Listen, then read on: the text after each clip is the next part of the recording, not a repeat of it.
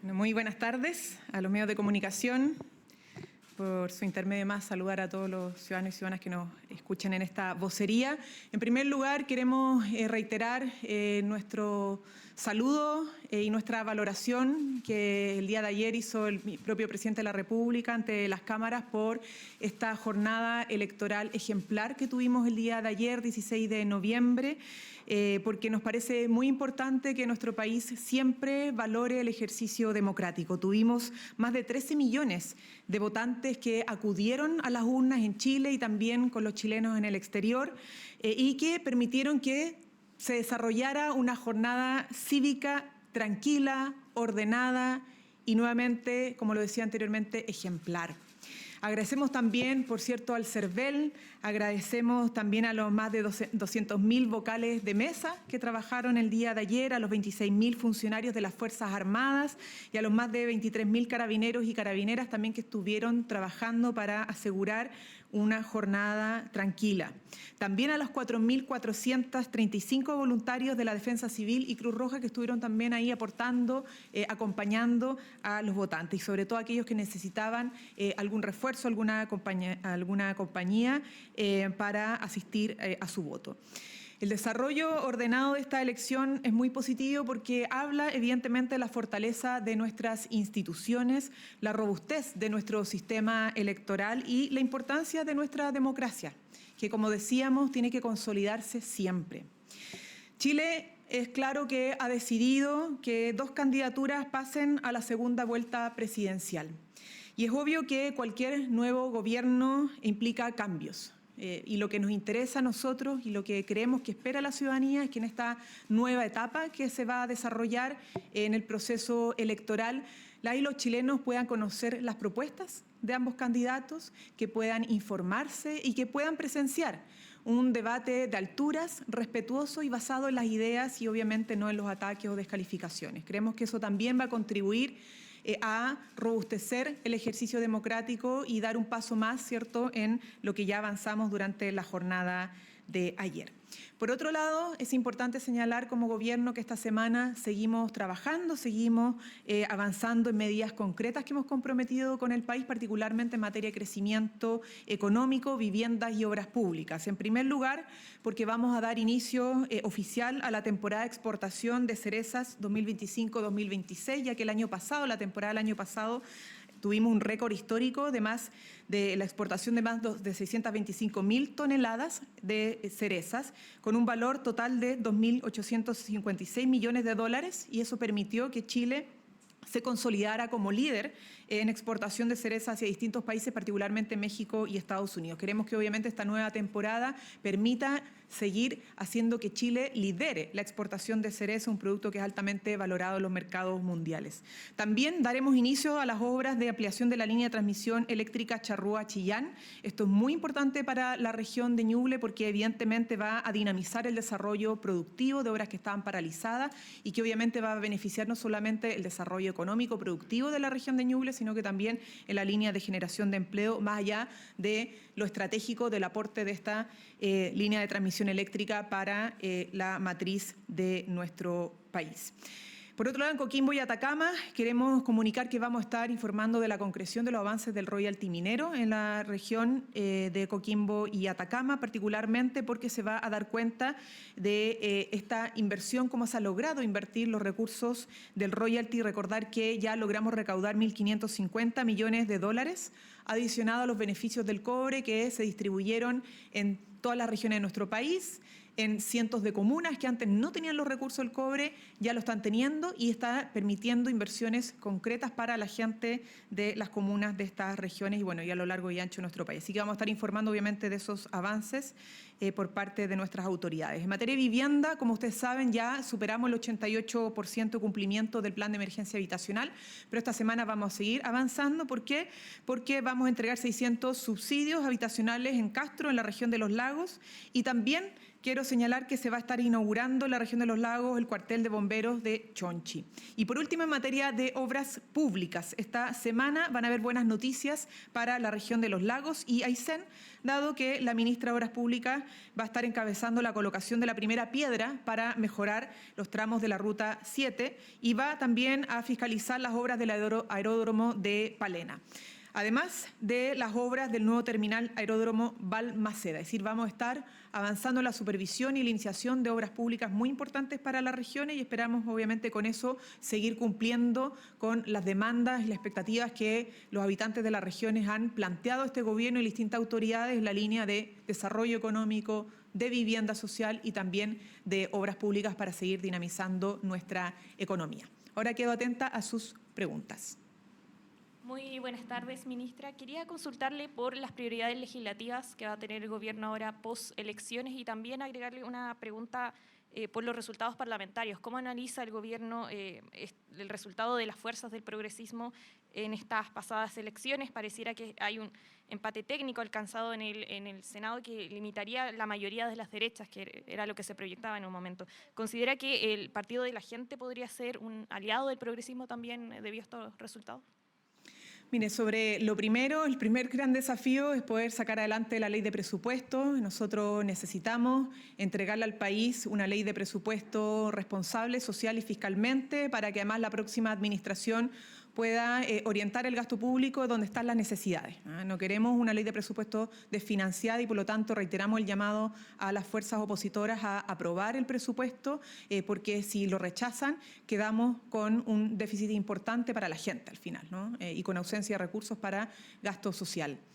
En segundo lugar, ustedes saben que vamos a estar abocados a trabajar en la agenda legislativa como en la gestión de obras hasta el 11 de marzo, que es lo que corresponde, y en estos meses esperamos poder sacar adelante el FINALCAE y la creación del nuevo sistema de financiamiento de la educación superior, el levantamiento, las facilidades para levantar el secreto bancario para la persecución del poder del asociado al crimen organizado, los delitos de corrupción, también el subsidio unificado al empleo, el proyecto de Sala Cuna, que establece un derecho para padres y madres, no solamente para las madres, sino que un derecho para todos y todas, independiente más del número de trabajadores y trabajadoras de la empresa. Esto es fundamental para poder seguir apoyando la inserción laboral, sobre todo de mujeres y jóvenes en nuestro país. Y por lo tanto ahí va a estar centrado principalmente los esfuerzos legislativos, independiente que hay muchos otros proyectos de ley en curso, pero en lo grueso, FINALCAE, subsidio unificado al empleo, levantamiento del secreto bancario, Sala Cuna para Chile. Y podríamos decir que también el Sistema Nacional de Cuidado, entre otros proyectos de ley.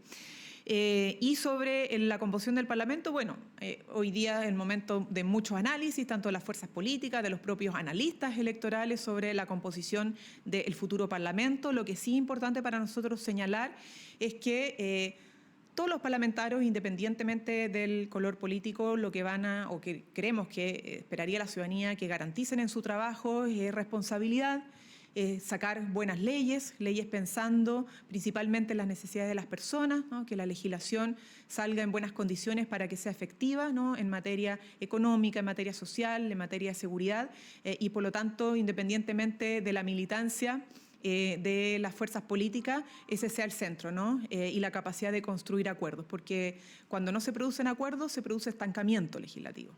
Y yo creo que Chile no quiere estancamiento, quiere avanzar. Y solo se avanza con acuerdos, no en la lucha de las trincheras, porque eso solamente genera, insisto, minorías que se mantienen en sus posiciones originales, pero no logran realmente hacer avanzar o destrabar los proyectos de ley. Así que nosotros esperamos que ese sea el ánimo, independientemente de la correlación de fuerzas que se esté produciendo, que se ponga siempre en el centro a las personas, a la gente, sus necesidades de tener mejores leyes.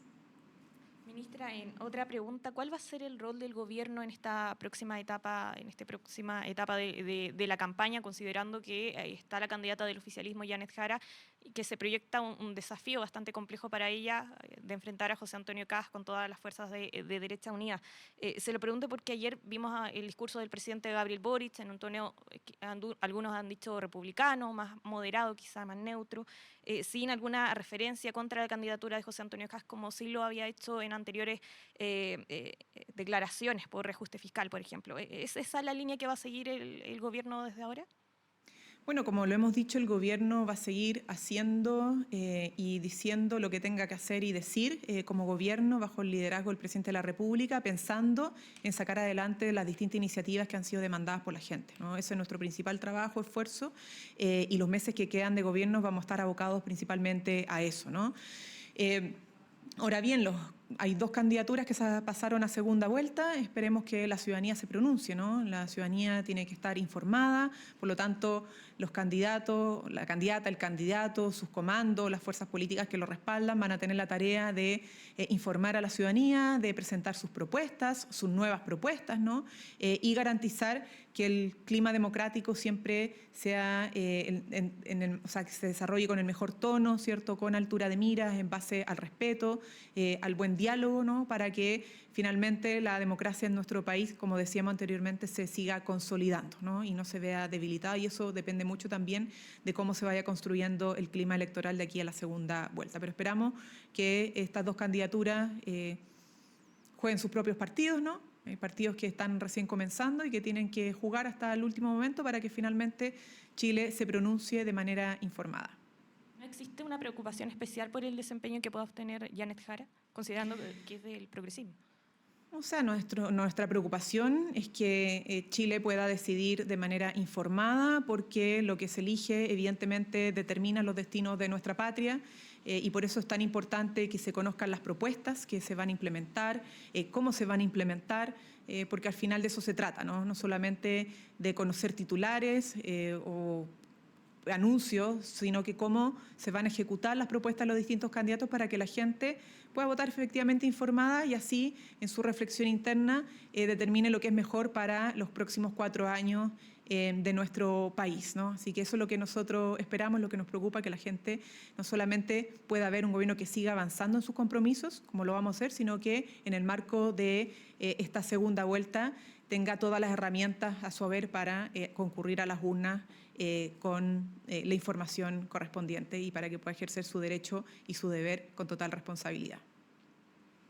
Ministra, ¿cómo se recibe desde el gobierno esta crítica que hacen algunos parlamentarios del socialismo democrático? Apuntan al presidente Gabriel Boric por este mal desempeño que tuvo la candidata Jara y piden que se mantenga al margen en segunda vuelta. Dicen que este exceso de protagonismo llevó a la candidata a tener un mal desempeño.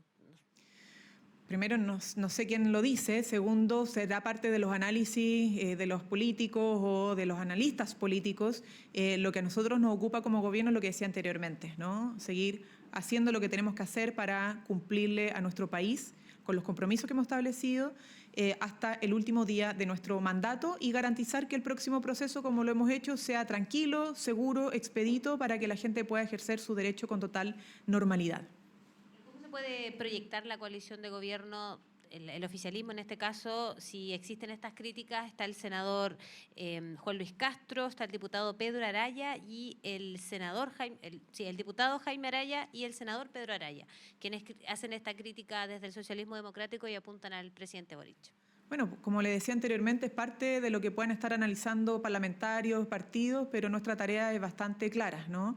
Y en eso hemos tenido un compromiso como gobierno progresista de seguir haciendo avanzar no solamente lo que logramos con las pensiones, ¿no? Implementando la reforma previsional, lo que fue el copago cero, lo que ha sido la política de inmunización muy exitosa en el sistema de salud, la política de emergencia habitacional, sino que también los pendientes que ha comprometido el progresismo en nuestro país, al menos en los próximos meses de gobierno, terminar con el CAE, aprobar los subsidios unificados al empleo para incentivar la contratación de trabajadoras, mujeres y además jóvenes, y además, como les decía anteriormente, seguir fortaleciendo las capacidades del Estado para perseguir al crimen organizado con el levantamiento del secreto bancario, entre otras medidas. La tarea del progresismo hoy día en lo que respecta al Poder Ejecutivo es esa, y no nos perdemos de vista porque son necesidades que tiene actualmente la gente y que tenemos que cumplir.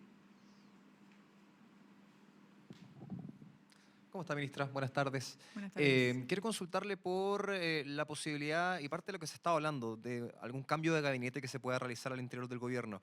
Y preguntarle en particular por el desempeño que tuvo Janet Jara durante esta primera vuelta. No conseguirse quizás este piso necesario del 30% para poder llegar con buenas opciones a la segunda vuelta. ¿Es parte o se ha conversado al interior del gobierno la necesidad o la posibilidad de poder llevar a algún ministro a participar del comando de la candidata en esta segunda vuelta? Miren, los cambios de gabinete son facultades exclusivas del presidente de la República. Yo lo que le puedo señalar, además, es que nosotros estamos abocados en seguir trabajando hasta el 11 de marzo por cumplir a las personas los compromisos que hemos establecido y que todavía son muy necesarios para nuestros compatriotas. Vuelvo a reiterar, el FINALCAE, el derecho a salacuna para padres y madres, el subsidio unificado al empleo, ¿no?, el levantamiento del secreto bancario, o sea, son temas que tenemos que seguir desarrollando. Los análisis sobre los desempeños de cada candidatura o, insisto, el detalle del análisis o el análisis más bien pormenorizado sobre la composición del Parlamento está para los partidos, los comandos, los analistas políticos. Para nosotros lo importante es volver a reforzar que como gobierno tenemos una tarea muy clara: sacar una agenda legislativa, seguir gobernando hasta el último minuto y el llamado a que la democracia siempre se siga consolidando y fortaleciendo a través de un debate de altura de mira en el contexto electoral y también reforzando que el Parlamento que venga pueda seguir generando acuerdos beneficiosos para la gente, ¿no? Eso es a grandes rasgos, más allá, insisto, de la medición de fuerzas de cada uno o del desempeño de cada partido o sector en particular. En el supuesto, ministra, de que algún ministro quizás conversara con el presidente y le planteara...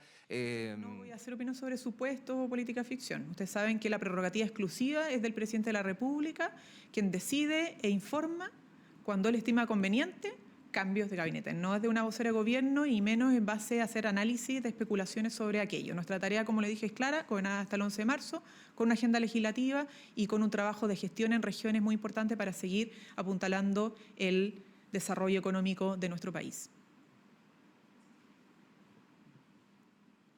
Ministra, ¿qué medidas de seguridad se están tomando en la macrozona sur a propósito de los últimos hechos de violencia que se han registrado en esa zona? Entiendo que hay una reunión a esta hora en la CPC con el ministro Cordero por este tema de la violencia en la macrozona sur.